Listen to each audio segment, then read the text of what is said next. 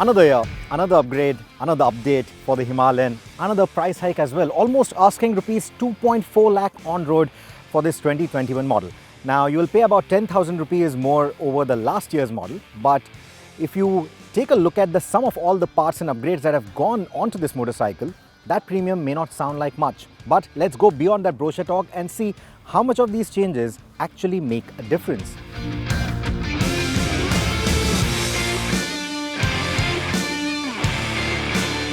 First up, there are three new color choices: a handsome new matte silver option, a funky green which I think may not be to everyone's taste after the initial infatuation wears off, and a new dual tone black that you see here.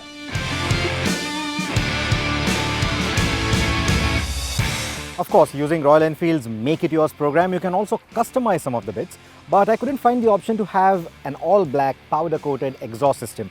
I think that in an all-black layout with this kind of a color combination, that would have been the most beautiful looking Himalayan, methinks. And speaking of the exhaust, here's what it sounds like.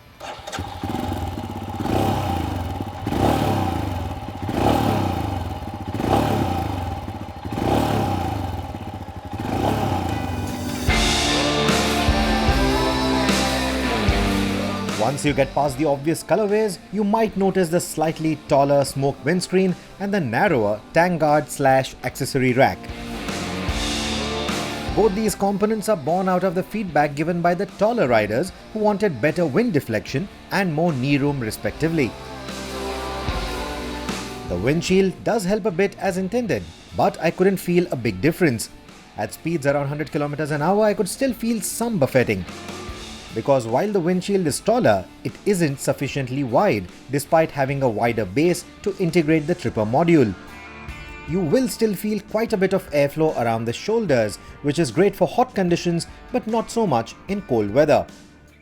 The windshield isn't adjustable, so one size doesn't necessarily fit all.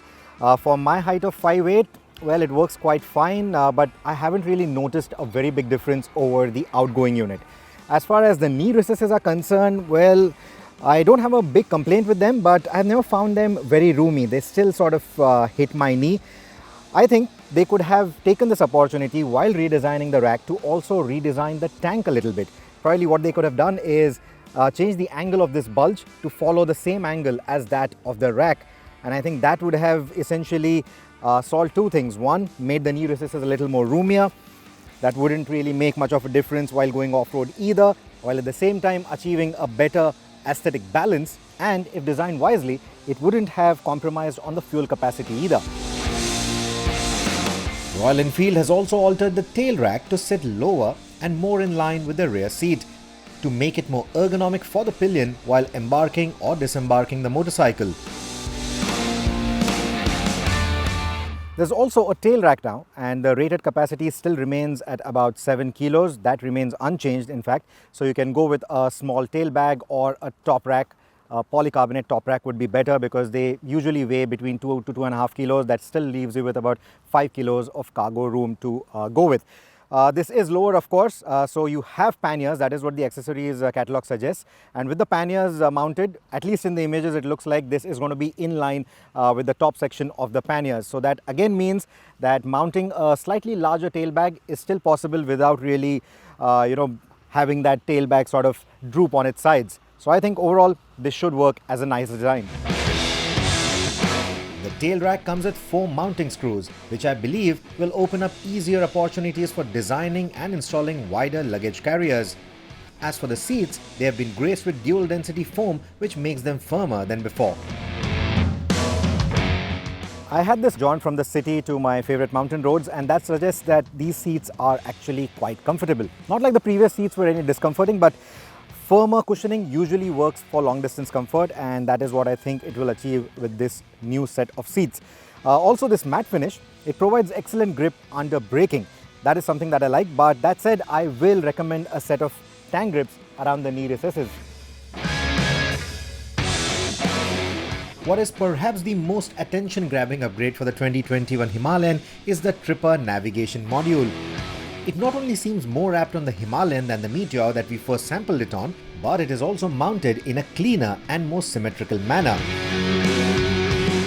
I think Royal Enfield should have used this opportunity to finally redesign that instrumentation cluster, maybe integrate that tripper navigation a bit more cleanly. This is overly cluttered and it's been a controversial topic. They should have fixed it now, is what I think. That compass, it's utterly useless in my books. It takes a long while to calibrate, if at all. And the temperature readout, it's always been way off the true values. It still remains true. I mean, I know Mumbai weather is not that great, but 41 degrees at this hour, that's not happening. It's not that bad. Royal Enfield haven't made any changes to the 411cc engine, meaning it still puts out 24.3 PS of power and 32 Newton meters of torque. Now, the BS6 version of this engine has been relatively smoother as compared to the earlier iterations of this LS410 platform, and that remains unchanged even for the 2021 model. But then there are those signature vibrations in the low and the mid-range, and as Royal Enfield owners like to say, noisy tappets are happy tappets on the Himalayan, so that clamour is still very much there. Now in terms of the power, we've always said, yeah, 10 PS would be better, more power is always welcome, but to say the least, the Himalayan has adequate amount of power and torque for everything that it's designed to do.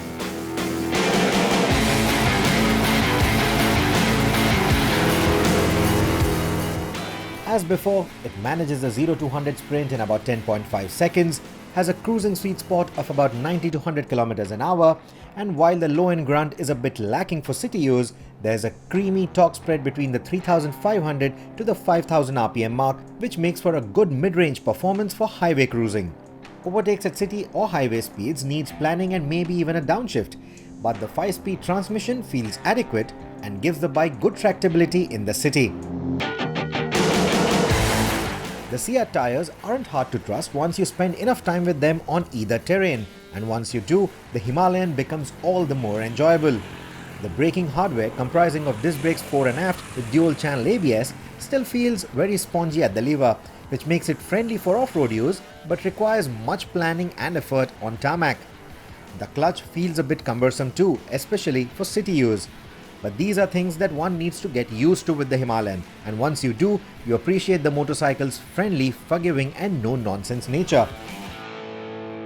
It's always good to see manufacturers take constructive feedback from their consumers and incorporate it in their products. But I think this time around, Royal Enfield should have and could have addressed a few more issues than just a taller windscreen and a shorter rack. I think there is quite a bit that still leaves you wanting for more. Now this motorcycle lies in the same price bracket as the Meteor, and having seen what the Meteor has achieved in terms of craftsmanship, in terms of fit and finish, in terms of equipment, in terms of overall refinement, it's only natural for you to feel that the Himalayan should have followed suit as well. But then again, this is not an all-new product, this is a midlife makeover, so some of your wishes are going to remain unanswered until there is a platform change.